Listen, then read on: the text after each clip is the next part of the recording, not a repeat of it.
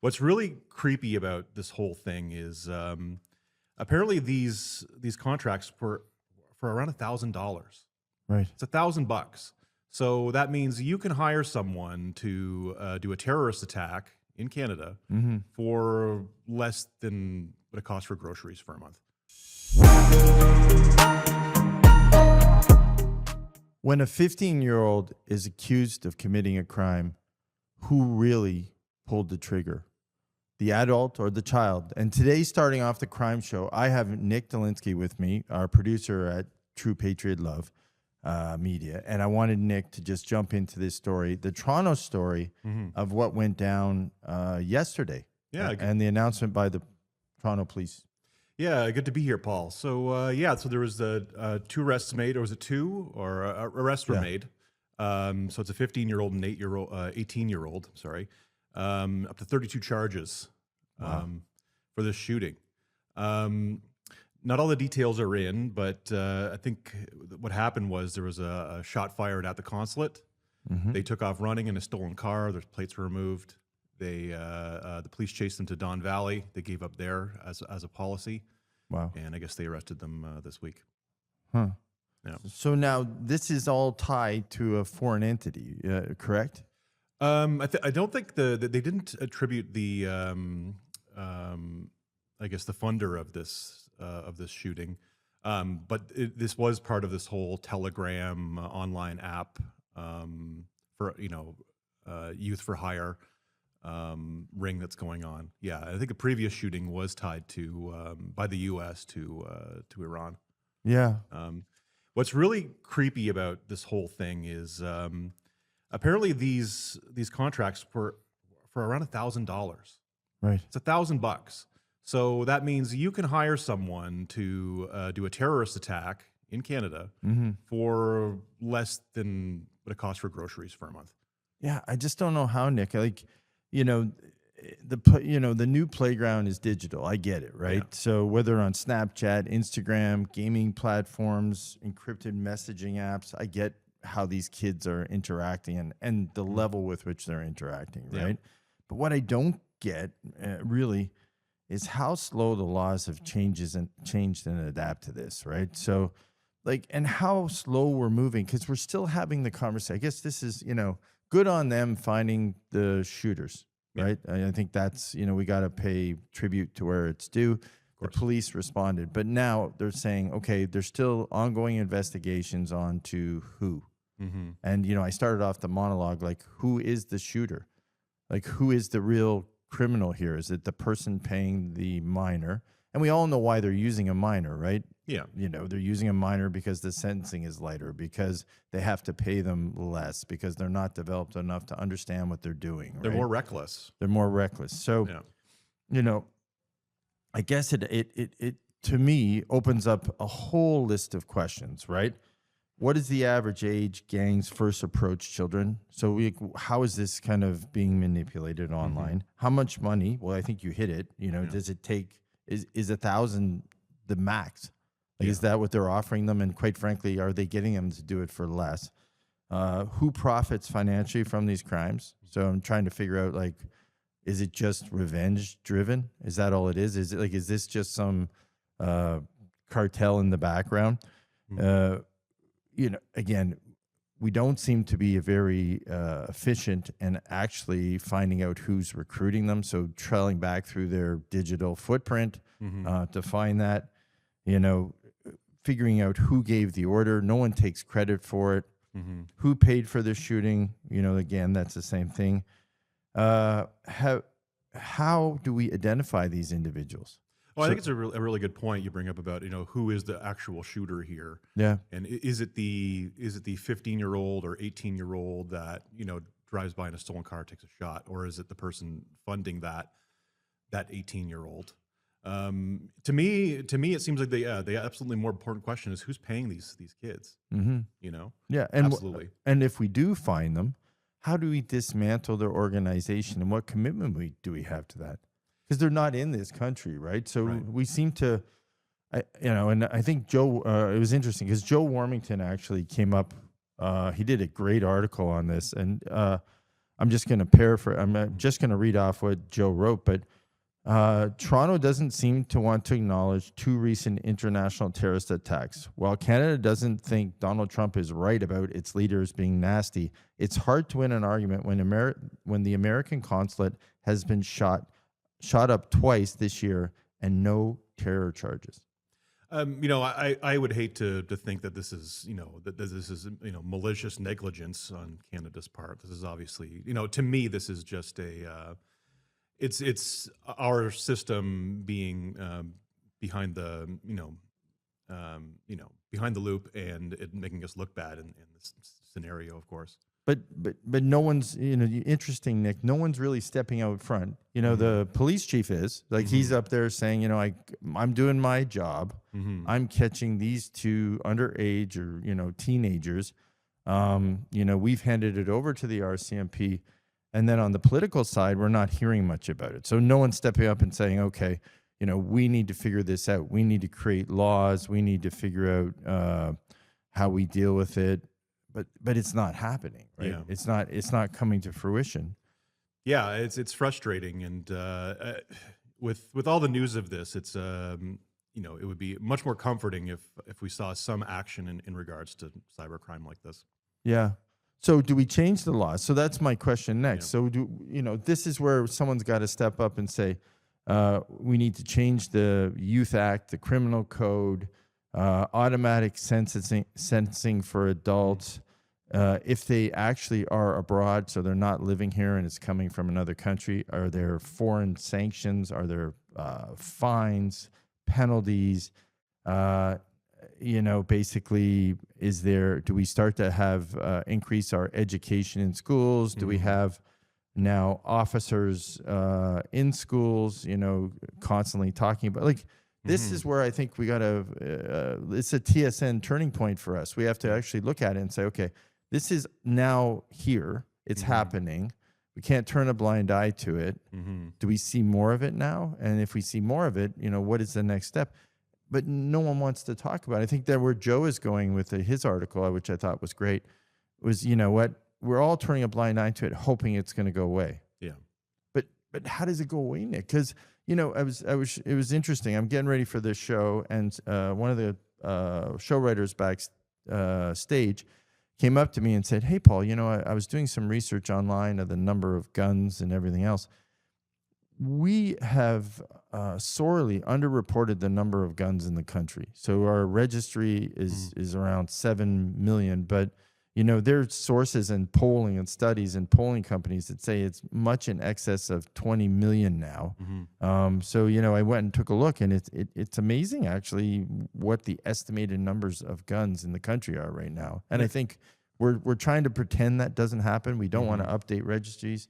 We have bad buyback gun laws.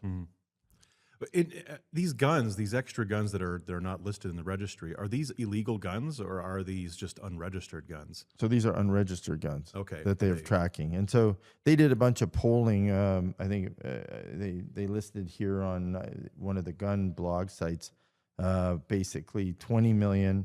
They had polling done by certain polling companies in Canada, which showed how many guns per capita we have, which was way more than our registry number. So, I know it's hard to figure out illegal guns because they're illegal, of course. But quite frankly, are we really, really underestimating that? Isn't it, quite frankly, what we thought was a country with few weapons, are we delusional at this point? Are we totally out to lunch with respect to the number of guns? And do we just want to pretend it's not happening? Because we want to pretend that this consulate's not getting shot up. We want to pretend that these youth aren't being given money to actually go do it. We want to pretend all these things. Now we're pretending we don't have a lot of guns in our country. It comes to a point where we're not seeing that anymore. So that's not supported by the actions of people, right? Yeah. Oh, absolutely. And no, it is disturbing. And Canada just seems to be a gun-loving country. No matter what. However we compare to the U.S., we absolutely are, and absolutely there needs to be a registry. Now, where did this go away? I mean, this happened over a decade ago. This registry, was that under Harper? Yeah, I think it was. I think it was coming out of the Harper era. It started to slowly dissolve. Now, I think logistically, I think we saw a huge increase the number of illegal guns into the country. You know, case in point, these two teenagers, easy access to guns. Like, you know, they obviously found a way to find two weapons. Those weapons went into the shooting. You know, they were burning cars and committing multiple offenses and doing all this stuff. They were getting access to weapons. So where are they getting access to weapons? You know, I know listen, I don't know about you, but I grew up in Toronto. I don't remember seeing a weapon until I was in my 20s. Yeah, it wasn't commonplace, right? No, we didn't hear much about shootings. I'm from Ottawa, and Ottawa, got a shooting a year maybe. Yeah. If any. Yeah. And yeah, I mean, but at the same time, I'm hearing about shootings more and more often. I'm downtown, so we had one a couple months ago. There was a guest at our house heard gunshots go off near a festival. Nobody was hurt, I don't believe, but some shots went off. Wow. Yeah, and that sort of leads into the salsa festival that happened July 11th. Yeah. That shooting. So there were 2 people killed. This is right in the middle of the festival. Yeah, and daylight, just at the end of the day. Just brazen shooting. Yeah. 4 people injured. Yeah, and also announced yesterday, so 2 arrests have been made for that. I shouldn't say 2 arrests. They said arrests were made, and I guess more will be announced fairly soon. So we'll update on that. Yeah. Well, and we're going to see. So again, I guess I asked the question, is it minors? How did they get access to guns, right? The adults that sold them guns, who's prosecuting them? Yeah. You know, the Youth Justice Act, does it need to be updated?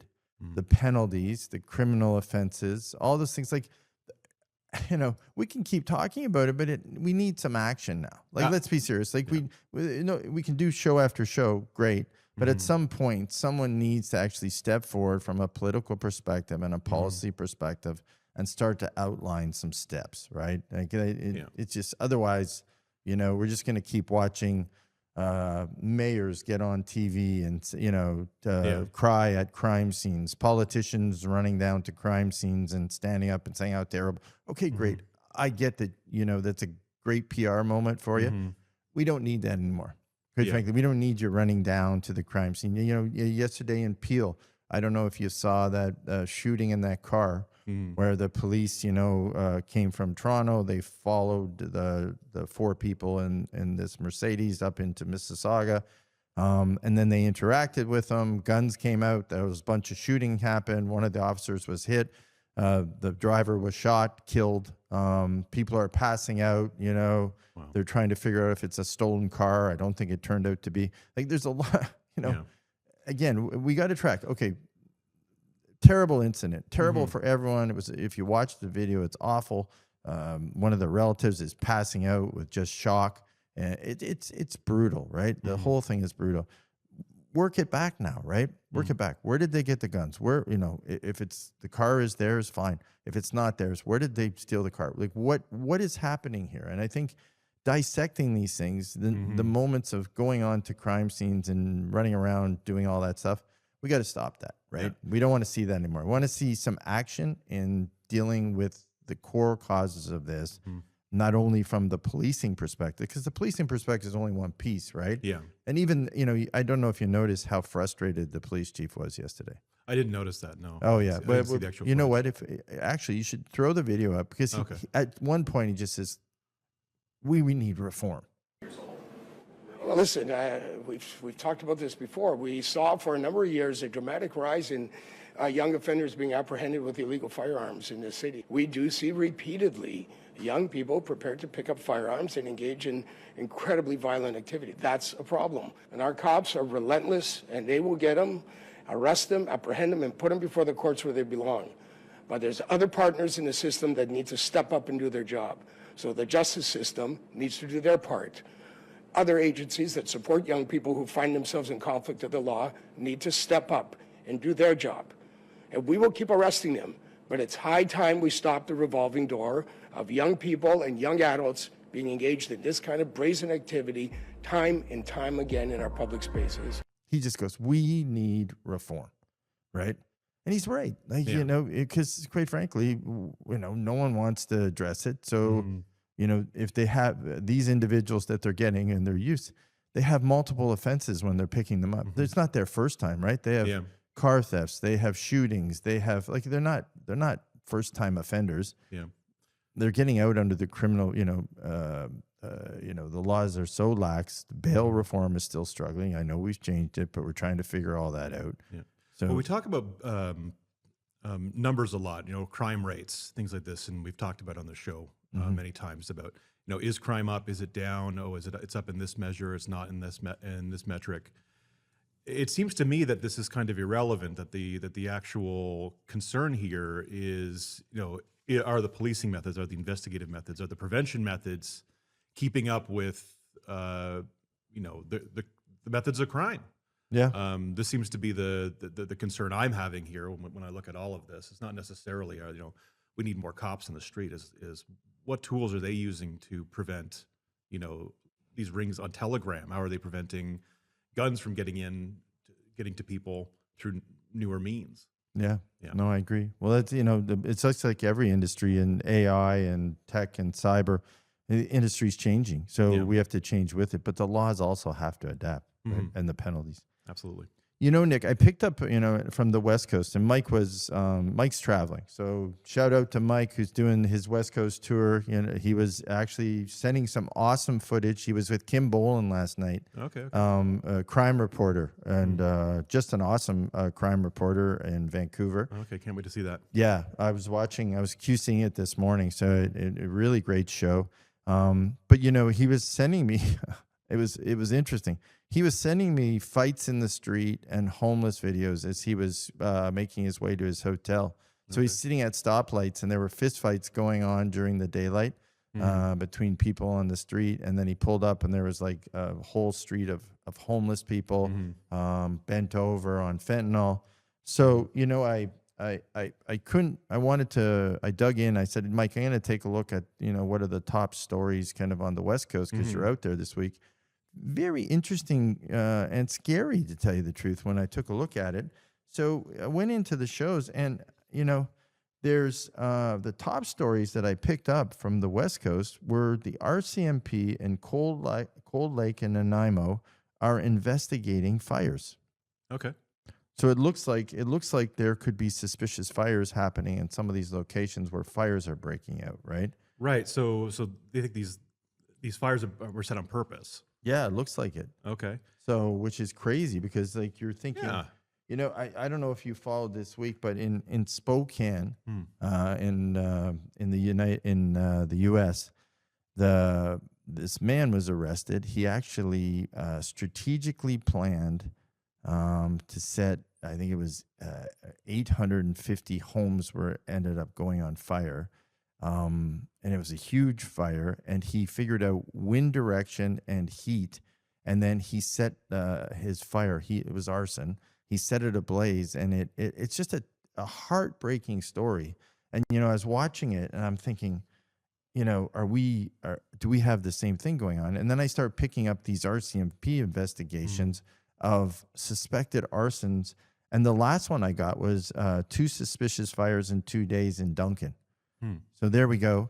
Are these fires, the nature of them, these arsons, is this just a random attack? They just wanted to, see the world burn? Yeah. As they, I hate to use that phrase, but is that all it is? It's just someone just being completely, an anarchist? Yeah. They started hearing about wildfires, and they go, it was, I was following the U.S. story because I was so shocked by the massive number of homes. Like, you think about your own neighborhood for a minute. I was at a dinner the other night, and we were talking about it, and I said, well, how many homes do you think are in your neighborhood? And they're like, I don't know. And I said, do you think there's 500? And they're like, yeah. And I said, well, okay, how far does the 500 go? And it's blocks of homes. Like, this is not 850 homes is a massive neighborhood. Wild. Yeah, it's not a small neighborhood, right? Yeah, yeah. And they basically went up in flames. Now, you think about it, and people don't process it very well. But once they set these off, so they set the blaze, similar to the Hawaiian fires, they go through the telephone wires. Oh, wow. Okay. So what happens is, once these large blazes hit these cities, they get to the edge of the cities and like the homes start to burn and they start to hop. What really starts the fires, quite frankly, are the electrical wires. So it's just the electrical wire is just traveling on the poles. Yeah, it starts zipping. The fire starts zipping along the poles and then dropping off onto the homes and start burning the. So it's like a chain reaction. So the arsonists, their dopamine rush, they get off on it. They actually watch kind of the whole thing evolve, right? It's like a chain reaction, and that's the sad part. If you they build fire lines, and it's interesting. I don't know if you ever seen a live fire line, but when they build fire lines, they bury under like kilometers. They get rid of the trees, they bulldoze it down, and they do fire breaks or energy breaks or fuel breaks as they call them. And quite frankly, the fire stops, but the fire doesn't stop because the ashes, the hot embers actually float over. And what they have to do is then they have to start spraying and bulldozing behind the fire lines to try to keep it down. But once it hits a city, you have a combination of that. So things start burning, and then the winds start blowing all the ash in, starting more fires. But then you have the lines burning down. Right. And so this is just a heartbreaking incident. But when you hear about these things and you hear about these cities that you're seeing fires going off. The danger of that right now, especially in the dry season, BC, everything happening. And it's happening on a number of places in Canada right now. So, we're going to keep an eye on that. Yeah. I think it's something to watch. The other thing I noted this week, Nick, which, Mike and I always, when we do this show, we always kind of come up with one of those crazy stories that, we never think would ever happen. So this is an interesting. Former Labatt Brewery union treasurer sent to prison for $507,000 worth of fraud. So this is a person. He was the treasurer of the Quebec, Montreal, Labatt's union.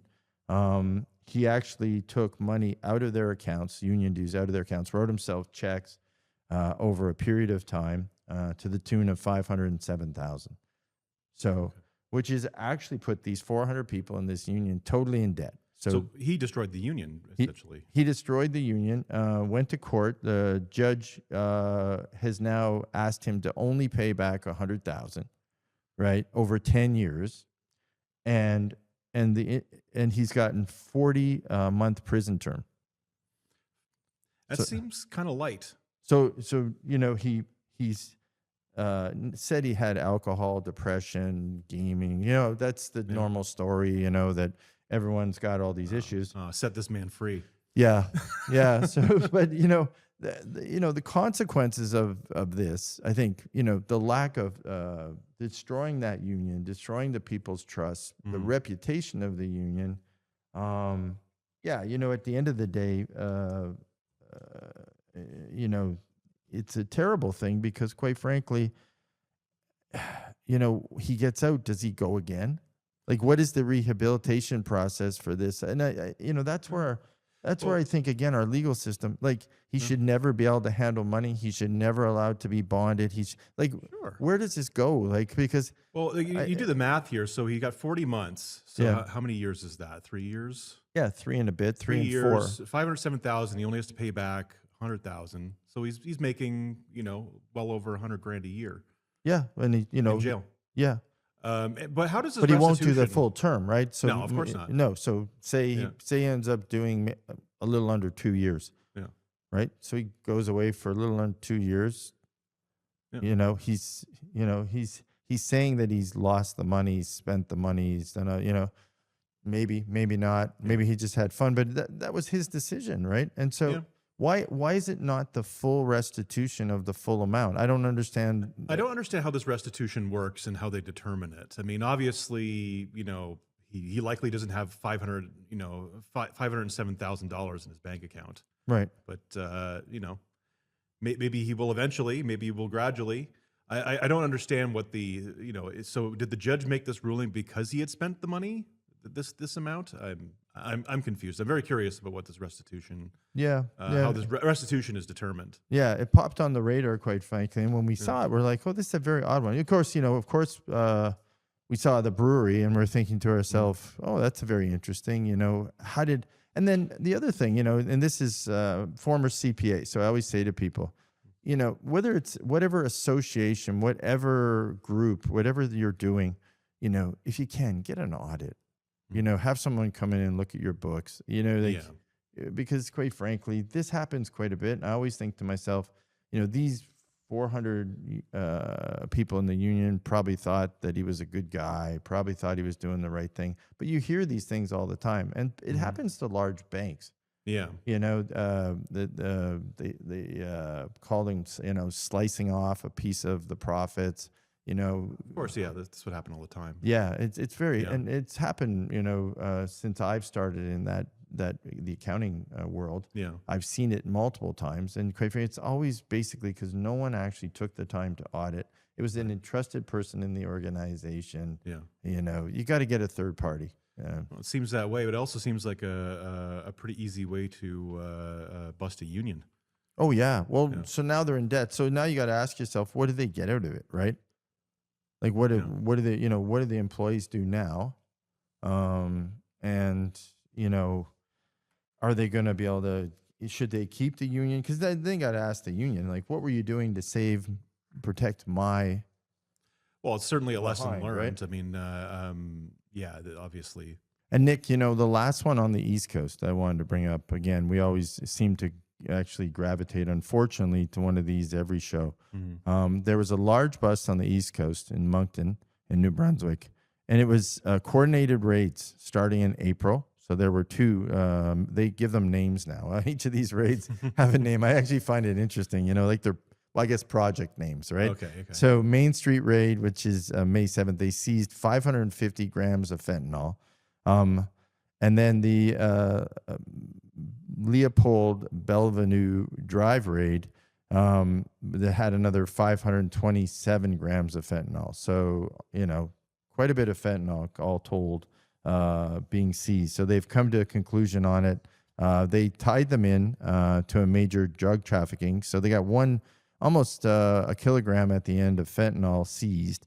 Two separate investigations, which came together because they were interconnected and targeted. So as they started seizing, they found that there was a ring, and so they got into it. And over months and months, they actually shut it down. So good on them.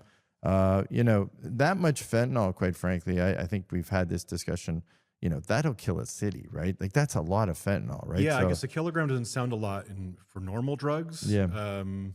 But fentanyl, that's just that could kill a lot of people. That's just a tiny little trace of it can kill you, right? Yeah. Yeah. And now, where is this fentanyl coming from? Is it coming from outside of Canada, or from overseas, or is it coming over from the States? Now, it's being situated in Moncton. Is curious as to where it's coming from. Now they don't tie this right now to a lab. So this is interesting. They're just talking about it. So. We hear about these big labs in BC and all these places, that they do busts and they do find fentanyl. So it's interesting. But this seems to be more trafficking. It seems like it's arriving there and being distributed from there. So when I dug into it, they're not talking a lot about labs. They're talking about scales, packaging, bundling, contraband, cigarettes. So it seems like there's truckloads kind of moving into the East Coast and then was being distributed out of this Moncton location.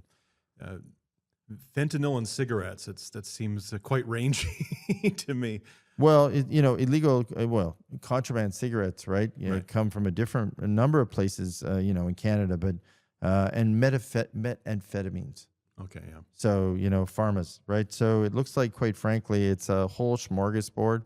So it's probably logistics. So, the truck arrives, goes to some First Nations reserve, gets a bunch of cigarettes, methamphetamines get made in some lab somewhere. So they show up. It actually looks like this is actually a coordinated effort that has quite a bit of logistical, tactical programming bent into it. So good on them. The police got it wrapped up. They did the disclosure, did the press conference, charges laid.